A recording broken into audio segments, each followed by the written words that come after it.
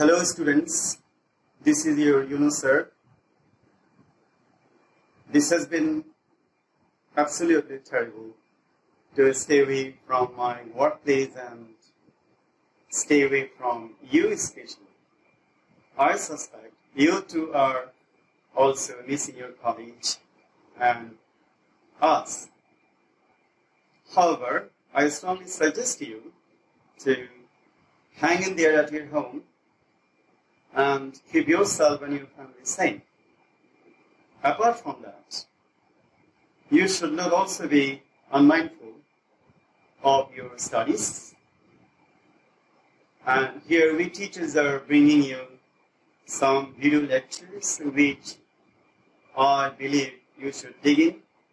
I think these videos will be of great help to you. Stay focused and keep working. Today, I am going to discuss with you a very important topic which comes in your textbook, English First Paper, Unit 10, Lesson 4, and page number 134. The name of the topic is The Old Man at the Bridge. This is a wonderful story and an original literary work. Let me remind you, my students, there are not many original literary work in your syllabus.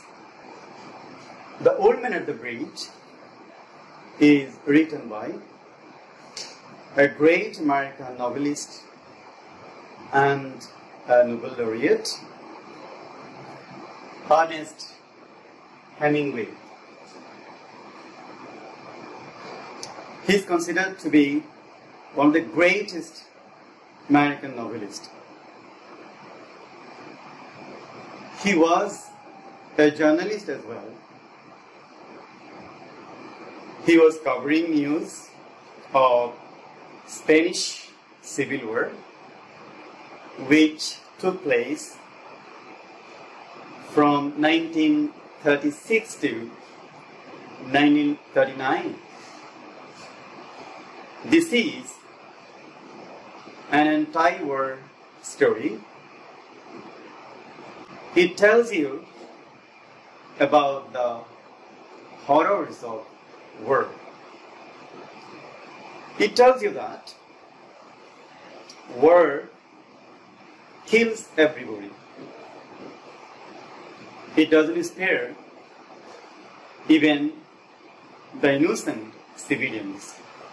Here I have written down some basic points which are related to this story. I hope this will help you a lot to better understand this story. So the timeline of the story is Spanish Civil War. As I told you, Spanish Civil War took place in 1936 to 1939. Some soldiers in Spain, inspired by Italian dictator Mussolini, wanted to overthrow Spanish democratic government. So there are two parties involved in Spanish Civil War. One was fascist group, which belonged to mainly Spanish soldiers, and the other party is Republicans. So the timeline is Spanish Civil War. That means the story depicts the story of Spanish Civil War. Then comes the settings. The story covers the places like San Carlos, Ebro Delta, the places on both sides of Ebro River in Spain, and then Barcelona, also another renowned city in Spain. Characters. Interestingly, this story has only two characters. One is the narrator himself, who was a Republican scout, the army that sends information of the enemy party, and the other one is an old man. The themes of the story is war and its horrors. Side by side, there are some minor themes of the story. Love for native land. As we proceed on, we'll come to know that whenever the old man mentions his native place, there comes smiling face. There comes a smile in his face. That means he has great love and compassion for his native land, San Carlos. And another very minor theme of the story is love for animals. As we proceed on, we will come to know that the old man was taking care of some animals and he has great love and affection for those animals. Now, I will read out the story to you from the textbook. Besides, I will give you the meaning of some of the words from the text. And also, if there is any grammar page to discuss, I'll do that. But before I begin, let me tell you something about the old man. The old man is 76 years old. He has come all the way from San Carlos, which is 12 kilometers away. He has no family. In fact, the animals are his family. He loves animals very much. He is very attached with animals. He is the last person to leave San Carlos. He has to leave because of the artillery. Here, artillery means bombing. An army captain tells him to leave San Carlos. And here you see, because of war, the old man becomes homeless. The old man becomes destitute. He has never ever been out of San Carlos. In fact, the man was actually tied with his native land. Now, dear students, without wasting our time, without much ado, now I will get into the business. I will read the text. I have written down the text here for your help, but still, if you feel necessary, you can open up the textbook with you. So here you can see an old man with steel-rimmed spectacles and very dusty clothes sat by the side of the road. The old man is fleeing from the imminent coming attack of the world. He has already traveled about 12 kilometers. So he is too tired to move forward. Fatigue forces him to halt at the side of the bridge. His dresses were very dusty and he had spectacles of steel rim. There was a pontoon bridge across the river. There was a river, I told you earlier, Ebro River. So there was a pontoon bridge across the Ibo River. Here, what does pontoon bridge means? Pontoon bridge means a temporary bridge that is built for the time being, which floats on water. So here we can say pontoon bridge means a floating bridge on water. So there was a pontoon bridge across the river.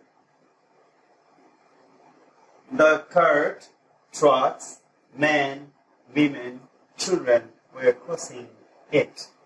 So here we get a clear picture that the civilians, the people, the common people were living from the imminent attack. So people were moving. The mule-drawn cars which are drawn by mule. Here what does mule mean? Mule means an animal which has the characteristics of horse as well as ass that we call gadha. So the mule-drawn cars staggered up the steep bank from the bridge. Staggered up the steep bank from the bridge. The cars were going up from the bank of the bridge with much difficulty. Staggered means, here I have written down, staggered means tolte hata. Walk with difficulty. So the cars which are drawn by the mule could not handle the things easily. That is why they are very shaky. They could not almost go up the steep bank. Here steep means bank which is very, very roughly straight. Steep bank. Here I have written down the meaning of steep. Steep means dhalu. So, staggered up the steep bank from the bridge with soldiers. Here is another important point. Soldiers helping push against the spokes of the wheels. As the people cannot go up the steep bank, the soldiers are helping them. How they are helping? They hold the spokes of the wheel. Spoke means chakar dondo. In the wheel, you can see there are some parts which we call spokes. So the soldiers hold the spokes and they push the car forward. So soldiers helping push against the spokes. Spokes mean chakar dondo of the wheels. That means people were fleeing. Some people were carrying the things on the mule-drawn cars, and they could not go forward, and that is why the soldiers helped them to move forward. The trucks ground up. As the trucks crossed the bridge, pontoon bridge, ground up, and then and there they leave the place. The trucks ground up and away, heading out of it all. Away, heading out of it all. Out of it all means from all the dangers leaving behind, the trucks leave the place. And the peasants, very important word here. And the peasants floated along in the ankle-deep dust. Very important word, peasants. Now here, what does peasant means? Peasant means Krishok. So the peasants, that means common people. Peasants plodded. Plod also means pa tene koste hata. Walk with much difficult. The farmers work in the ankle-deep dust with much difficulty. They are walking away, but with difficulty. But the old man sat there without moving. Very compelling story. What is imminent? What is about to take place? People are fleeing away. All the life of the area, are fleeing away. But the old man sat there without moving. That means the old man was too tired to move forward, to go away. Ultimately, what we can see that the old man will be the victim of the world. But the old man sat there without moving. He was too tired to go any further. He was so fatigued. He was so exhausted. He was so weird. He was so tired, he cannot go further. It was my business to cross the bridge. The patrolman, the army man, the scout, his business was to secure the area from the imminent attack of the enemy. So it was his business to cross the bridge. He crossed the bridge and explored the bridgehead. Bridgehead is another word which means an area occupied by military. So explore means অনুসন্ধান করা, and bridgehead means, I said, an area occupied by the army. So the patrolman crossed the bridge, explored the bridgehead, the area occupied by the military. So he just explored that area and find out to what point the enemy had advanced. He actually, his duty was to see whether any enemy is advancing. So he did that. I did this and returned. Over the bridge, the soldiers, the patrolman did that. And he again came back, and there were not so many cars and very few people on foot. So the place already became desolate. There were not so many cars, not so many, people, but the old man was still there.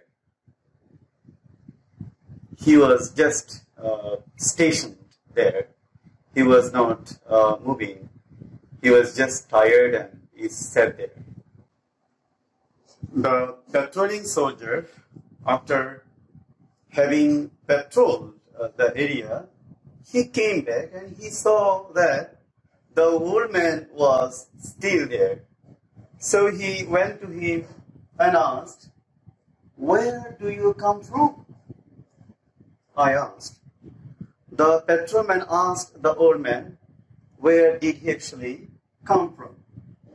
He answered, "From San Carlos," he said and smiled. The moment he mentioned the name San Carlos, he smiled. This is patriotism. This is love for his own place. So that was his native town, San Carlos, and so it gave him much pleasure. It gave him much delight, much joy to mention it, and he smiled.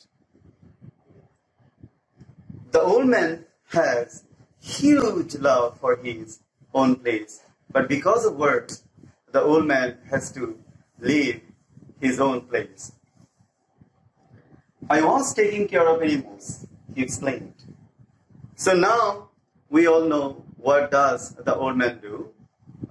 He is actually a shepherd. He was taking care of animals. He explained. Oh, I see. Not quite understanding. The patrolman still didn't understand what is the old man talking about. So not quite understanding, he just said, oh,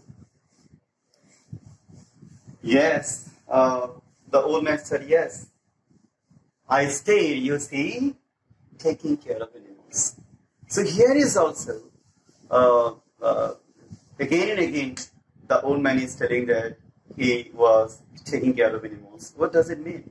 Why does he tell these again and again? He has deep emotion, passion for his work also. He doesn't want to leave his animals that he is taking care of. He doesn't want to leave his own place. Because of work, the old man has to leave the place. So he's a war victim actually. So I stayed, you see, taking care of animals, and I was the last one to leave the town of San Carlos.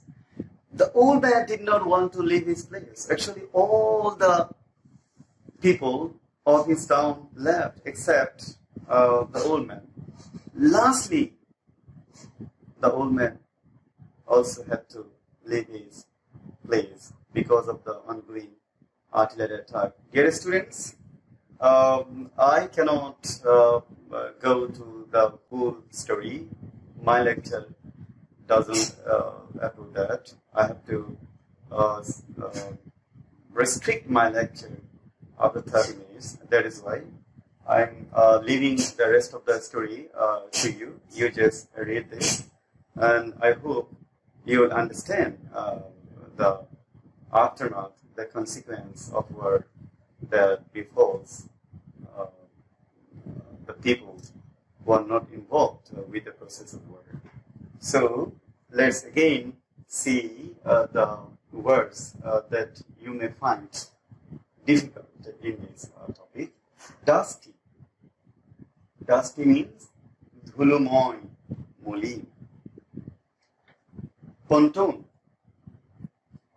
Ponton means সাময়িক ভাসমান সেতু. This kind of bridge we usually see during wartime. Instantly, the soldiers build this kind of bridge. Mule. Mule means kochor, as I said before. Stagger. Stagger means work with difficulty, work with unsteady balance. Tolte tolte hata. Steep, very important word. Steep means very dhalu bank or mountain or bank. Steep. Spoke, takar, dondo. The wheel is actually made of quite a number of spokes. Peasant. Peasant means krisho. Peasant means krisho. Plot. We have actually so many words which tell us about the way of working. So here also plot means work with difficulty. In Bengali, pa tene tene koshte hata. Remember this. Plot. Then comes explore. This is much easier. Explore means to search. Anushandhan kora. Then bridgehead. This is a military term. Bridgehead is the important area which military people occupy because they think that enemy people come from this region. So bridgehead means the place occupied by the military people. That's all the meaning of the words. Now we have another segment that is the summary of this story. This story is very important for your exam, especially for the summary. So I hope you write this summary down. So follow me. This is a poignant tale. Poignant means very sad, very melancholic. Here I have written down the Bengali meaning, Mormon. So this is a poignant tale of an old man who is fleeing away from the world. A war is going on. The innocent common people who are in no way involved with the war are the victims of it. They are fleeing from the imminent attack. As we all know that there might be an artillery attack, so people are fleeing away. Peasants, people from all walks of life are fleeing from the imminent attack. However, the old man had nowhere to go.